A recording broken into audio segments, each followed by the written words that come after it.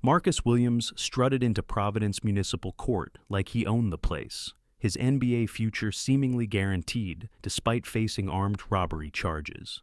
The 6'8" basketball prodigy believed his athletic stardom would shield him from consequences after terrorizing local shop owners. But what Judge Caprio does next will remind everyone that talent doesn't excuse brutality and that fame has limits. This is Marcus Williams' story, showing what happens when athletic privilege meets unwavering justice in a courtroom where character trumps celebrity. Before we begin, subscribe to the channel and let us know where you're watching from, because we all need reminders that true greatness comes from how we treat others, not our jump shot. The morning of April 22, 2024, dawned gray and cold over Providence, Rhode Island, but inside the municipal court building, tension crackled like electricity. The mahogany-paneled chamber of Judge Frank Caprio buzzed with an energy rarely seen in the usually quiet courthouse. Media crews had arrived before sunrise, their cameras and equipment transforming the solemn space into something resembling a television studio. Sports reporters sat shoulder to shoulder with crime beat journalists, their notebooks ready to capture every detail of what promised to be a landmark case. The gallery filled quickly with community members, their faces reflecting a mixture of curiosity and concern. They had come to witness justice in action, to see whether fame and athletic prowess could shield someone from the consequences of their actions. The incident that brought everyone to this courtroom had occurred just over a month earlier, on March 15, 2024, at exactly 11:47 p.m. Gino's Corner Market on Federal Hill had been closing when three figures entered wearing hoodies and masks. The family-owned convenience store, a neighborhood staple for decades, became the scene of a crime that would shock the tight-knit community. Marcus Williams, the towering basketball star from the University of Rhode Island, had orchestrated the armed robbery with military precision. Surveillance cameras captured every moment as he brandished a chrome .38 revolver, while his two accomplices ransacked the register and terrorized customers. The total haul was $1,959, money stolen from hardworking people who had trusted their neighborhood store to be a safe haven. Three victims bore the brunt of Williams' criminal actions that night.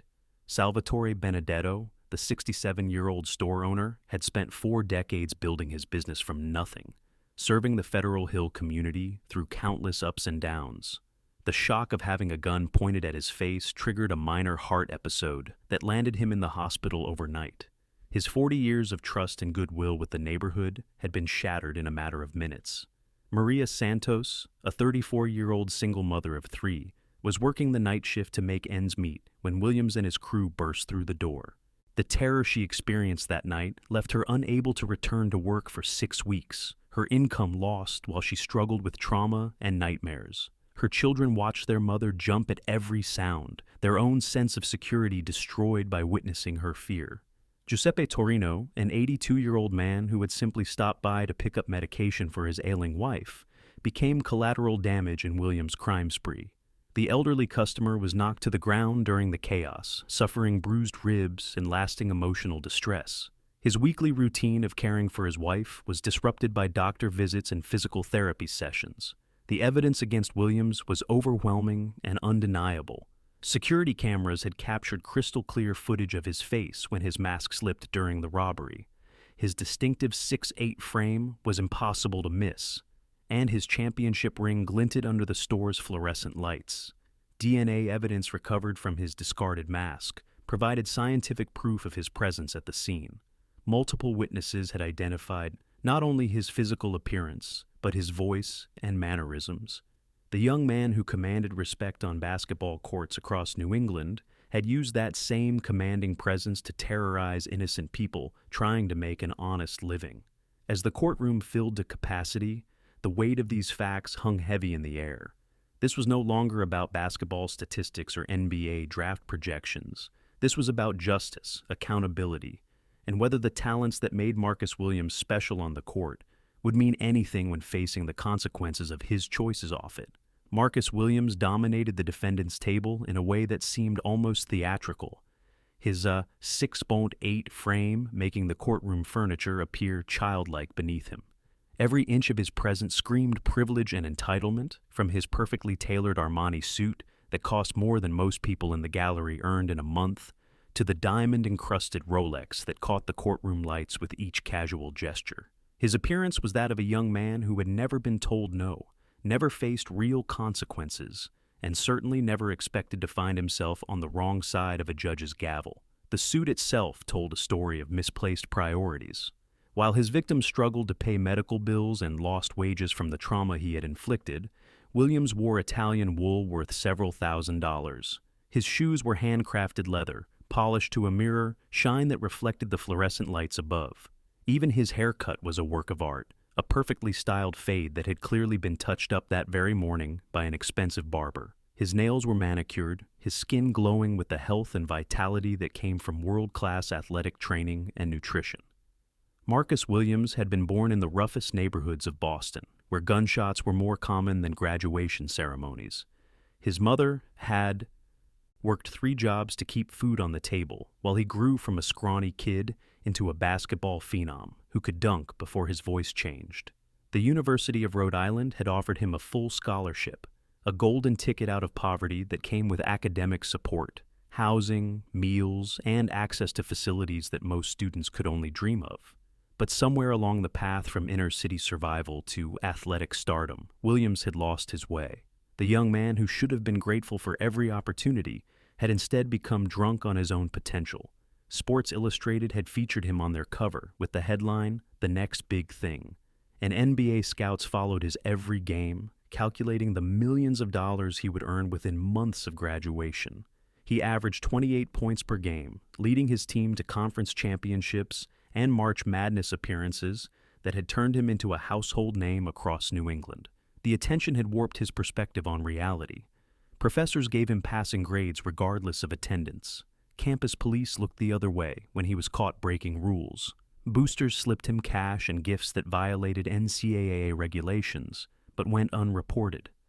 Local businesses competed to give him free meals, free clothes, free everything, hoping to bask in his reflected glory. His courtroom demeanor revealed the depth of his delusion. Williams slouched in his chair like a teenager forced to attend a boring family dinner, his long legs stretched out beneath the table in a display of casual disrespect. He checked his phone intermittently, as if the proceedings were merely an inconvenience interrupting his busy schedule. When he thought the cameras were focused on him, he would straighten slightly and offer a practiced smile, the same expression he used for post-game interviews and photo shoots. His expensive defense team surrounded him like a protective cocoon, their matching navy suits and briefcases creating a barrier between their client and the harsh realities being discussed around him. The lead attorney was a former prosecutor turned high-priced defender of wealthy clients, a man who specialized in making problems disappear for people who could afford his services. Williams nodded approvingly at their whispered strategy sessions, confident that money and legal maneuvering would extract him from this temporary setback. Behind him in the gallery sat his entourage, a collection of hangers-on who had attached themselves to his rising star. His sports agent fidgeted near the exit, already calculating the damage control needed to salvage endorsement deals. The University of Rhode Island athletic director sat stiffly, his presence both a show of support and a careful monitoring of public relations implications. Teammates and fellow students filled several rows, some genuinely concerned for their friend, others secretly relieved that his downfall might create opportunities for them. But in the back corner, almost hidden from view, sat the person whose opinion should have mattered most to him. His mother clutched a worn purse in her lap, her work-weathered hands betraying the years of sacrifice she had made to give her son opportunities she never had. Her eyes were red with tears of shame and disappointment, watching the young man she had raised transform into someone she barely recognized. She had taught him right from wrong, had shown him the value of hard work and respect for others, but somewhere along the way, those lessons had been buried beneath layers of adulation and entitlement. Williams seemed oblivious to her pain, too absorbed in his own perceived persecution to notice the real consequences of his actions playing out around him. The first sign of trouble came when Marcus Williams sauntered into the courtroom 15 minutes after the scheduled start time, his designer sneakers squeaking against the polished floor with each deliberate step. He moved with the unhurried confidence of someone accustomed to having schedules bent around his convenience, completely oblivious to the dozens of people who had been waiting for his arrival. No apology crossed his lips as he approached the defendant's table. No acknowledgement of the disrespect he had shown to the court and everyone present. When the bailiff called for all to rise as Judge Frank Caprio entered the chamber, Williams remained seated, his attention focused on adjusting his expensive watch rather than showing proper respect to the judicial process. The courtroom held its collective breath as the legendary judge took his position behind the bench, his keen eyes immediately noting the young man's breach of protocol. Judge Caprio had presided over thousands of cases in his distinguished career, and he could read disrespect from across the room. The charges were read with clinical precision by the court clerk, each count carrying the weight of serious criminal penalties: armed robbery in the first degree, assault with a dangerous weapon, theft, conspiracy. As each charge echoed through the chamber, Williams responded with an audible sigh that seemed to suggest he found the entire proceeding tedious and beneath his attention. His shoulders sagged with theatrical exasperation, as if he were a celebrity being bothered by paparazzi rather than a defendant facing years in prison. When the prosecutor began outlining the state's case, Williams made no attempt to hide his disdain. He rolled his eyes openly at key points in the presentation, turning occasionally to whisper dismissive comments to his legal team. At one point, he actually yawned, covering his mouth with the back of his hand in a gesture that somehow managed to appear both apologetic and mocking simultaneously. The gallery shifted uncomfortably, recognizing the profound disrespect being displayed in a place where reverence and solemnity were expected. Judge Caprio's first intervention came with the measured authority of a man who had spent decades dealing with defendants from every walk of life. His voice carried the weight of experience and the unmistakable tone of someone who would not tolerate disrespect in his courtroom. "Mr. Williams," he said, the words cutting through the murmur of the gallery like a blade, "this is a court of law, not a basketball arena. You will conduct yourself accordingly." The rebuke should have been a wake-up call, a moment for Williams to recognize the gravity of his situation and adjust his behavior. Instead, the young athlete responded with a dismissive shoulder shrug, a gesture so casual and contemptuous that it sent a ripple of shock through the assembled crowd. His defense attorney immediately leaned over to whisper urgent counsel, recognizing the dangerous ground his client was treading, but Williams seemed immune to wise advice. Judge Caprio's eyes hardened as he observed the defendant's continued disrespect. With decades of judicial experience, he had encountered every type of defendant imaginable, from remorseful first-time offenders to hardened criminals. But there was something particularly galling about Williams' attitude, a level of entitlement that seemed to suggest he believed the rules that governed everyone else simply did not apply to him. The judge's warning about courtroom behavior expectations was delivered with increasing firmness, each word carefully chosen to convey both authority and the opportunity for redemption. "In this courtroom, Mr. Williams, we show respect for the victims, respect for the process, and respect for justice itself. I suggest you remember that." Williams's response was to nod approvingly at his defense attorney's subsequent argument about his bright future and promising basketball career, as if his athletic abilities somehow negated the trauma he had inflicted on innocent people. He actually smiled when the lawyer mentioned his projected NBA earnings, apparently believing that his potential wealth made him immune to the consequences faced by ordinary criminals. The tension in the courtroom ratcheted higher when Williams attempted to interrupt Judge Caprio directly, raising his hand like a student seeking permission to speak before blurting out, "Your Honor, I'm innocent." The presumption of addressing the court without permission, combined with his casual tone, created an electric moment of confrontation that had everyone on edge. Judge Caprio's response was swift and unmistakable. His voice grew stern and measured, each syllable carrying the weight of judicial authority that had been earned through years of faithful service to justice. "Fame does not grant immunity from consequences, Mr. Williams. Talent does not excuse criminal behavior." The gallery held its breath as the battle lines were drawn between youthful arrogance and seasoned justice. Judge Caprio's patience had reached its breaking point, his voice rising with the authority that had made him a legend in courtrooms across Rhode Island. "You will address this court with respect, Mr. Williams, or you will find yourself facing additional charges for contempt." The words rang through the chamber like a gavel strike, each syllable precisely delivered to convey that the games were over. Williams shifted uncomfortably in his seat, perhaps beginning to realize that his celebrity status carried no weight in this sacred space of justice. The threat of contempt charges sent a visible shock through Williams's expensive defense team, who immediately huddled around their client in urgent whispered conference. They had seen judges before who were impressed by fame and fortune, who might bend procedures for a client with Williams' profile and earning potential.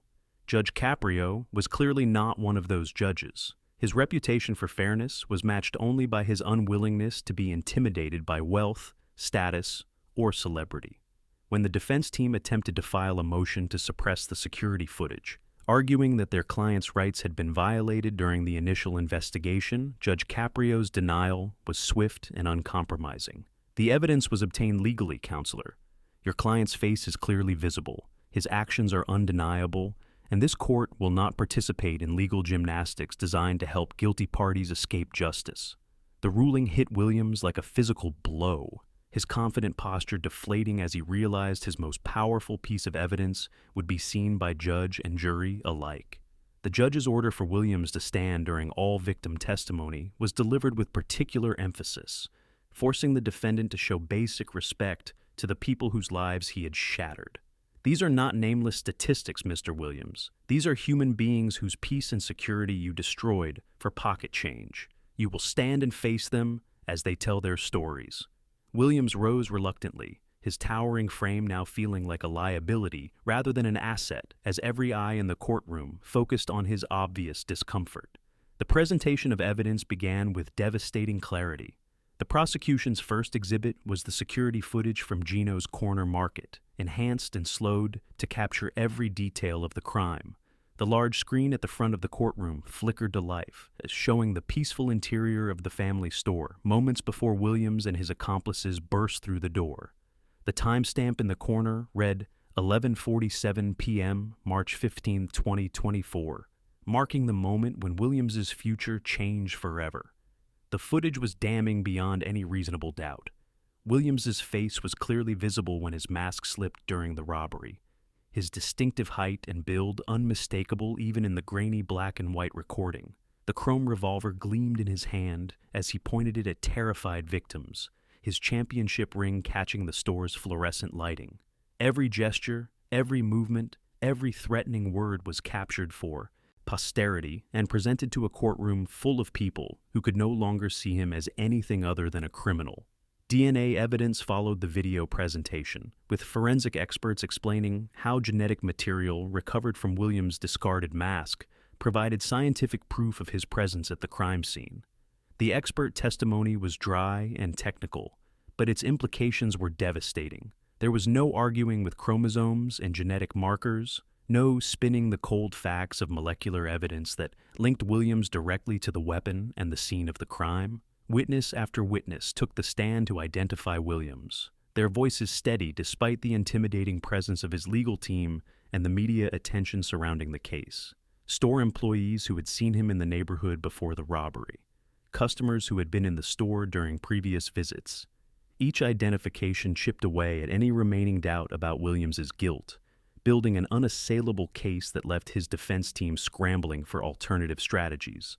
The social embarrassment began to manifest in real time as media cameras captured every uncomfortable moment of Williams's ordeal. His former confident smirks had been replaced by nervous fidgeting and sideways glances at the gallery.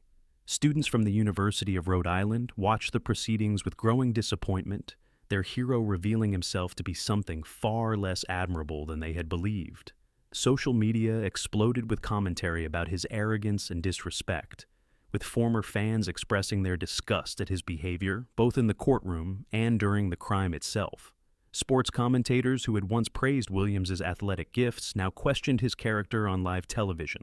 Draft projections that had placed him in the NBA lottery began to evaporate as teams distanced themselves from the controversy. Endorsement deals that had seemed inevitable were quietly withdrawn as companies refused to associate their brands with someone who had terrorized innocent people for money. Judge Caprio's authority remained unshakable throughout the proceedings, his decades of experience evident in how he controlled every aspect of the courtroom drama unfolding before him. When Williams attempted to interrupt witness testimony or make faces during particularly damaging evidence, the judge's stern look was enough to restore order. His refusal to be impressed by Williams's athletic achievements sent a clear message that talent without character meant nothing in his courtroom. The most devastating moment came when Judge Caprio addressed Williams directly about the nature of his crimes. "Your jump shot means nothing to the people you terrorized, Mr. Williams. Your scoring average provides no comfort to the elderly man you knocked down or the single mother you traumatized." The words cut through Williams' remaining arrogance like a knife, forcing him to confront the human cost of his actions for the first time since the arrest. The courtroom fell into a reverent silence as Salvatore Benedetto approached the witness stand, his 67-year-old frame moving slowly but with dignity earned through 4 decades of honest labor. His weathered hands trembled slightly as he placed them on the Bible to be sworn in, not from fear of testifying, but from the lingering trauma of having a gun pointed at his face by someone young enough to be his grandson. Judge Caprio watched with respectful attention as this pillar of the Federal Hill community prepared to share his story of violation and betrayal. Benedetto's voice carried the weight of years when he began to speak, his slight Italian accent lending gravity to every word. "Your Honor, I came to this country with nothing but hope and a willingness to work hard. For 40 years I have served this neighborhood, through good times and bad, through recessions and celebrations. I have watched children grow up and have children of their own. I have extended credit to families when times were tough and celebrated with them when fortunes improved." His eyes moved briefly to Williams, who had finally stopped fidgeting and was listening with what appeared to be genuine attention for the first time since entering the courtroom. The store owner continued, his voice growing stronger as he described the night that changed everything. "March 15th was supposed to be like any other night. I was preparing to close, counting the day's receipts, when 3 young men entered my store. I thought they were customers until I saw the masks, until I saw the gun in this young man's hand." Benedetto pointed directly at Williams, his finger steady despite the emotion in his voice. "In that moment, 40 years of trust and safety disappeared. The heart attack I suffered that night was not just from fear, it was from heartbreak." Williams' facade of indifference began to crack as he listened to the genuine pain in Benedetto's testimony. The elderly man described lying in the hospital that night, wondering if he would ever feel safe in his own store again, questioning whether the community he had served so faithfully had turned against him. "I have given my life to this neighborhood, and this young man took something from me that can never be fully returned. My sense of security, my peace of mind, my ability to see a young black man enter my store without feeling fear. That is not who I am, but it is what he made me become." Maria Santos took the witness stand next, her composure fragile but her determination evident.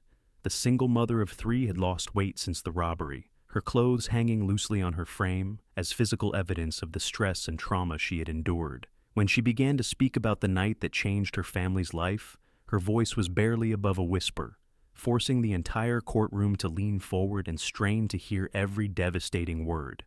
"I was working the night shift to pay for my children's school supplies," she testified, her hands clasped tightly in her lap to stop their shaking.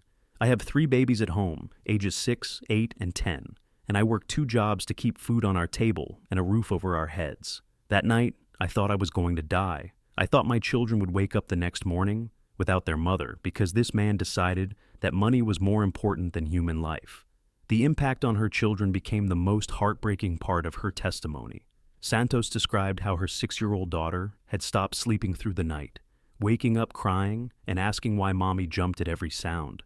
Her 8-year-old son had begun acting out at school, his teachers reporting aggressive behavior that had never existed before. Her 10-year-old, the oldest and most perceptive, had asked the question that haunted Santos every day.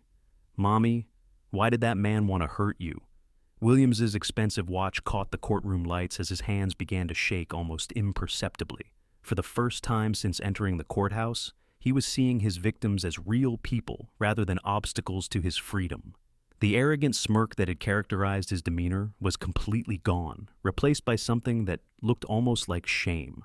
Giuseppe Torino's testimony proved to be the breaking point. The 82-year-old man needed assistance reaching the witness stand, his bruised ribs still causing him pain months after being knocked to the ground during Williams' rampage. His voice was weak but clear as he described the simple errand that had nearly cost him his life. "I was buying medicine for my wife. She has been sick for many years, and I go to Sal's store every week to get her prescriptions. 57 years of marriage, and I have never failed to take care of her. That night, this young man almost made me break that promise." The elderly man's words hung in the air like a physical presence. Williams had stopped checking his phone entirely, his attention now fully focused on the human cost of his actions.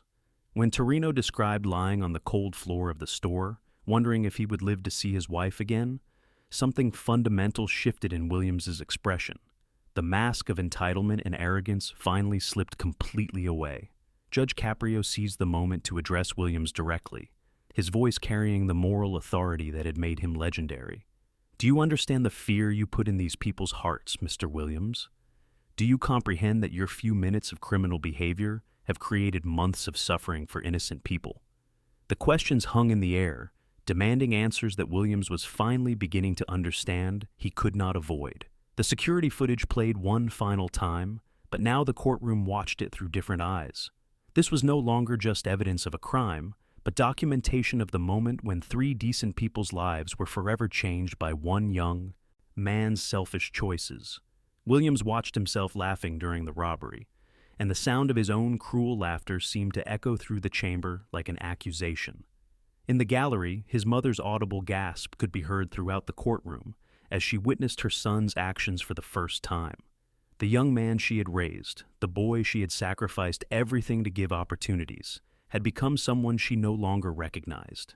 Her tears were no longer tears of embarrassment for his arrest, but tears of genuine grief for the victims he had hurt and the values she had failed to instill deeply enough in his character. Williams finally looked directly at his victims, his eyes meeting theirs for the first time during the entire proceeding. What he saw there was not anger or hatred, but disappointment and genuine human pain that he had caused. The reality of his actions crashed through his wall of entitlement like a physical blow, leaving him exposed and, finally, genuinely remorseful. The transformation in Marcus Williams was as sudden as it was profound, like watching a dam burst after months of pressure building behind its walls. The arrogant young man who had strutted into the courtroom that morning was gone, replaced by someone who finally understood the magnitude of what he had done to 3 innocent people. His hands moved almost unconsciously to his expensive Rolex, the diamond-encrusted symbol of his privileged status, and he slowly removed it from his wrist. The watch made a soft metallic sound as he placed it on the defendant's table, a gesture that seemed to represent his recognition that material wealth meant nothing in the face of the pain he had caused. For the first time since the proceedings began, Williams turned in his chair to face his victims directly. The movement was deliberate and painful, as if he were forcing himself to confront something he had been avoiding his entire life. His eyes, which had spent the morning rolling in dismissive contempt, now showed genuine remorse and shame. The mask of celebrity entitlement had finally fallen away completely, revealing a young man who was beginning to understand the true weight of his actions. When Williams attempted to speak to Salvatore Benedetto, his voice cracked with emotion that surprised everyone in the courtroom, including himself. "Mr. Benedetto, The words seemed to stick in his throat. Years of practiced smooth talking and media training rendered useless in the face of genuine human connection. His voice, which had commanded respect on basketball courts across the country, now trembled with the vulnerability of someone confronting their own moral failure for the first time. Judge Caprio chose this moment to deliver one of the most powerful statements of his distinguished career, his words carrying the weight of decades spent dispensing justice with both firmness and compassion. Talent without character is meaningless, Mr. Williams. Athletic ability without moral foundation is nothing more than wasted potential.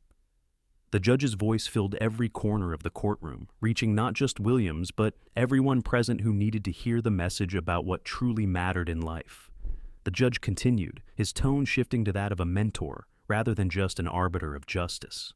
You were given extraordinary physical gifts, opportunities that millions of young people can only dream of, and the platform to inspire others. Instead of lifting up your community, instead of being the role model that your talents demanded you become, you chose to terrorize the very people who should have been able to look up to you.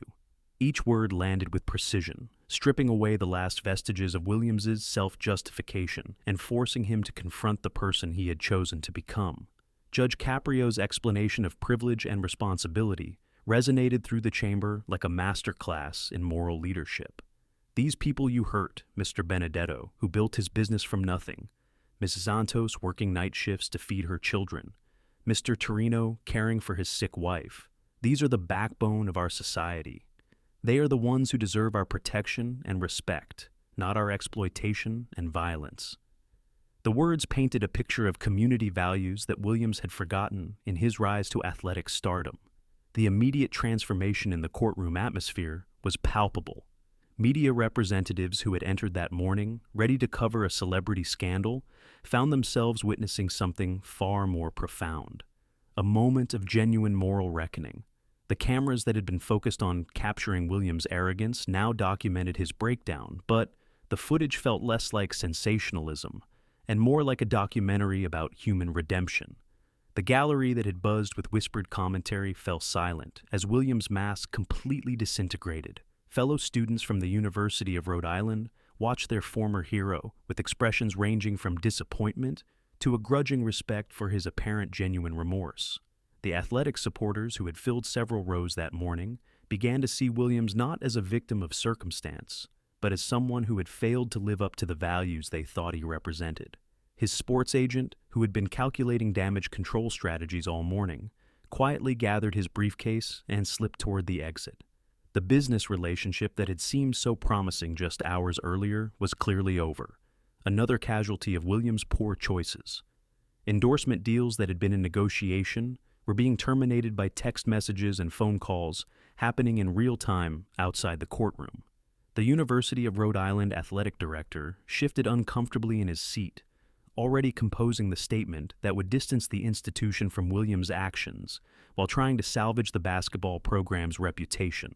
Scholarship reviews and disciplinary hearings were already being scheduled in his mind as he watched his star player's future disintegrate in real time. But perhaps the most significant change was in Williams' mother, whose tears had evolved from embarrassment to something deeper and more complex. She was grieving not just for her son's destroyed future, but for the victims he had hurt and the values she thought she had instilled in him.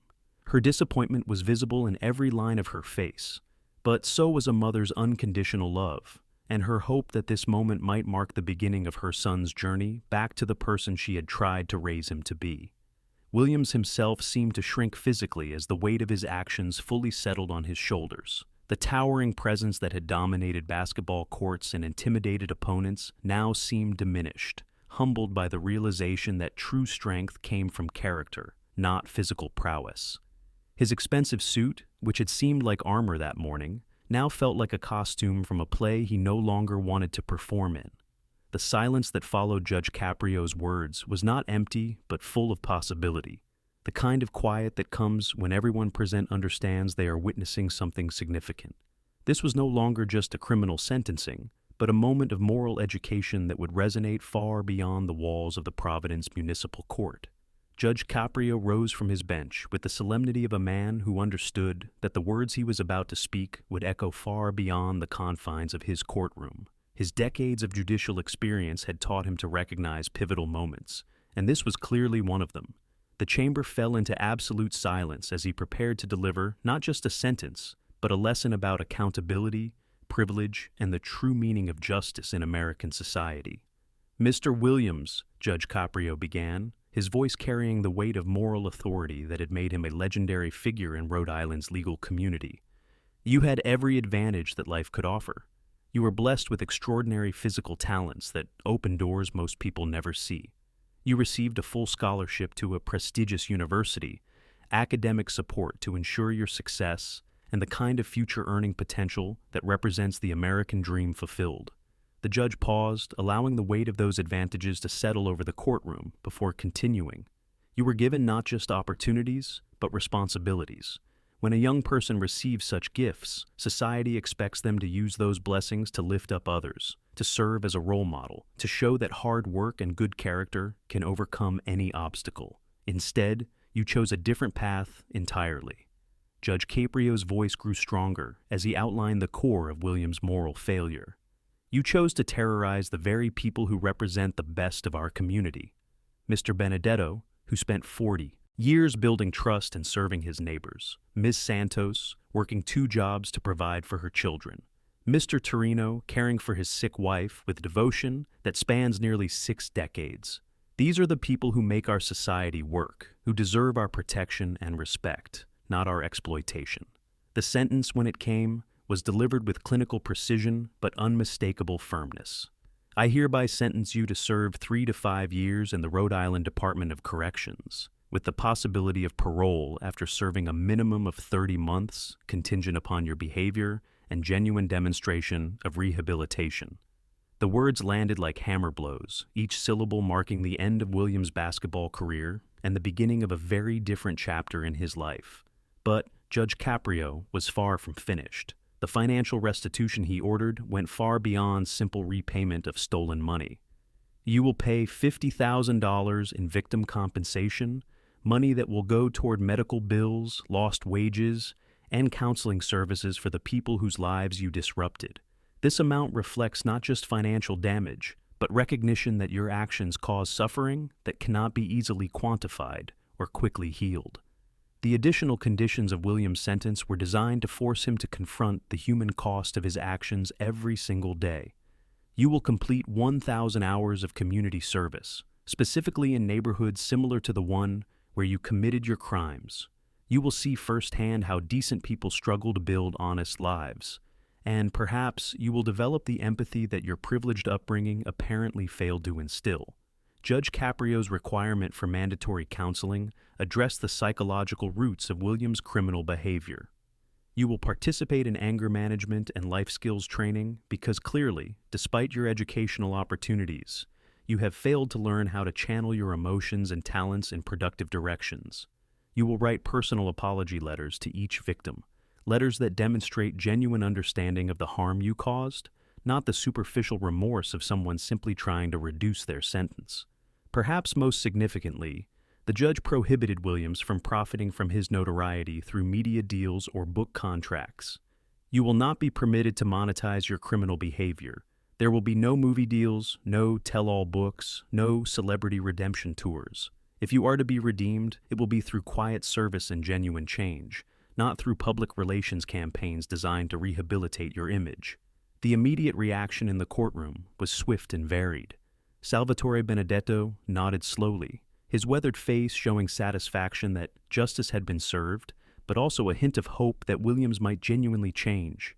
Maria Santos closed her eyes and took a deep breath. The first moment of peace she had, felt since the robbery as she realized her attacker would face real consequences for his actions. Williams' expensive defense team immediately began preparing their appeal paperwork, though their whispered conversations suggested they understood the sentence was both fair and likely to be upheld on review. The lead attorney's confident demeanor from that morning had been replaced by the resigned professionalism of someone who had lost a case they had expected to win through legal maneuvering and celebrity influence. The media erupted into controlled chaos as reporters scrambled to file breaking news stories about the sentencing. Cameras captured every angle of Williams' reaction, documenting the moment when a young man's arrogance finally met its match in a system that refused to be impressed by athletic talent divorced from moral character. Williams' mother approached Salvatore Benedetto in a moment that surprised everyone present. Through her tears, she offered a heartfelt apology that transcended legal proceedings and entered the realm of human decency. "I am so sorry for what my son did to you and your family. I tried to raise him better than this." Benedetto's response, a gentle nod and brief touch of her hand, showed the kind of grace that Williams had failed to demonstrate throughout the entire proceeding. As the bailiff prepared to escort Williams from the courtroom, he turned one final time to face his victims. The words that came from his lips were simple, but carried more weight than any of his previous statements. "I'm sorry." They were the first genuine words he had spoken all day, finally stripped of calculation and legal strategy, representing perhaps the beginning of actual accountability and remorse. The courtroom slowly began to empty, but the impact of Judge Caprio's words and Williams' sentencing would resonate far beyond that April morning. Justice had been served not through vengeance, but through a careful balance of punishment and the possibility of redemption, demonstrating once again why Judge Caprio's courtroom had become a symbol of fairness and moral clarity in an often chaotic world.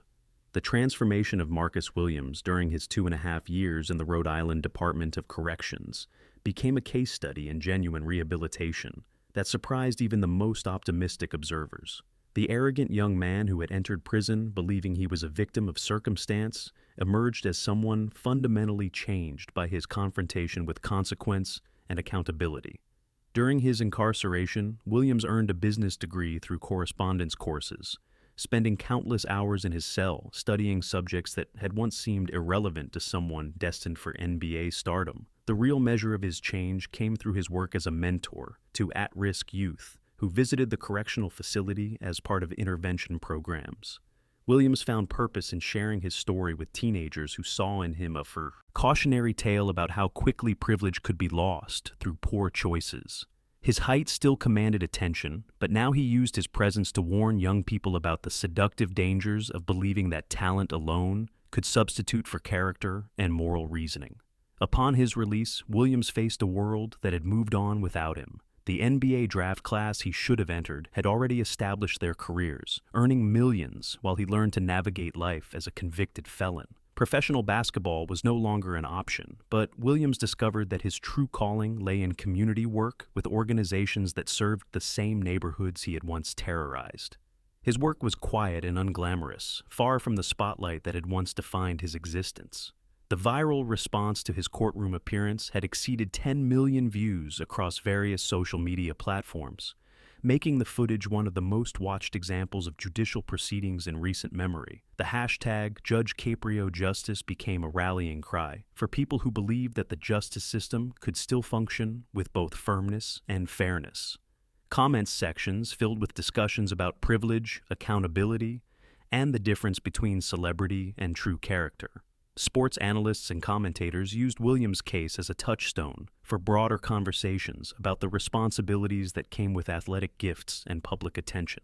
ESPN featured a documentary segment examining how universities and professional leagues could better prepare young athletes for the moral challenges that accompanied sudden wealth and fame. The case became required viewing in sports ethics courses at colleges across the country. Law schools incorporated the Williams sentencing into their curricula as an example of how judges could use their platform to deliver moral education alongside legal consequences. Judge Caprio's handling of the case was studied as a masterclass in balancing justice with the possibility of redemption, showing how the judicial system could serve both victims and society by addressing the root causes of criminal behavior rather than simply applying punishment. The long-term impact on the victims revealed the complex nature of healing and forgiveness in the aftermath of violent crime. Salvatore Benedetto eventually returned to full confidence in his store, aided by community support that had rallied around his family business. Regular customers made special efforts to shop at Gino's Corner Market, turning their purchasing decisions into acts of solidarity with a man who had served their neighborhood faithfully for decades. Maria Santos found strength she never knew she possessed, eventually becoming an advocate for victims' rights and workplace safety for employees in high-risk service jobs. Her testimony in Williams' case opened doors to speaking opportunities where she shared her story to help other victims find their voices. The trauma that had once paralyzed her became a source of power to help others navigate their own recovery journeys. Giuseppe Torino, despite his advanced age, became an unlikely symbol of resilience and grace. His quiet dignity during the trial and his gentle response to Williams' mother's apology demonstrated the kind of character that Williams had failed to develop despite all his advantages. The elderly man's weekly trips to care for his wife continued uninterrupted, a testament to the enduring nature of love and commitment that transcended criminal violence. The broader societal impact extended far beyond individual lives to institutional changes across multiple sectors. Universities nationwide reviewed their policies regarding athlete behavior and academic standards, implementing character education programs that emphasize community service and ethical decision-making alongside athletic development. The NCAA established new guidelines requiring student-athletes to complete mandatory community service hours and ethics training as conditions of maintaining eligibility, Youth basketball programs across New England and beyond incorporated Williams' story into their coaching curricula, using his fall from grace as a teaching tool about the importance of character development alongside skill building. Coaches began emphasizing that true champions were measured not just by points scored or games won, but by how they treated others and contributed to their communities. The Federal Hill neighborhood where the crime occurred experienced an unexpected renaissance as the community rallied around the values that Benedetto, Santos, and Torino represented. Local businesses reported increased solidarity and mutual support, with residents making conscious choices to shop locally and support the hardworking families who formed the backbone of their community. Judge Caprio's wisdom from the case became part of his enduring legacy, with his key quotes appearing on courthouse walls and in judicial training materials across the country. His statement that true champions build up their communities, they don't tear them down, became a motto for youth sports organizations seeking to instill proper values in young athletes. His observation that character is what you do when no one is watching, but in my courtroom, everyone is watching, served as a reminder that accountability was always present, even when consequences seemed distant. The universal themes that emerged from Williams' case resonated far beyond sports and criminal justice. The story became a touchstone for discussions about privilege, responsibility, and the possibility of redemption through genuine accountability. Parents used the case to teach their children about making good choices regardless of their talents or advantages, while educators incorporated the story into lessons about character development and civic responsibility. Perhaps most importantly, the case demonstrated that justice served its highest purpose when it protected victims while creating opportunities for genuine rehabilitation and community healing. Williams' transformation from entitled athlete to committed community servant showed that even the most serious moral failures could become catalysts for positive change when met with appropriate consequences and opportunities for growth. The lasting message of Marcus Williams' story was ultimately one of hope tempered by realism, showing that while second chances were possible, they had to be earned through genuine change and dedicated service to others rather than simply granted because of talent or potential.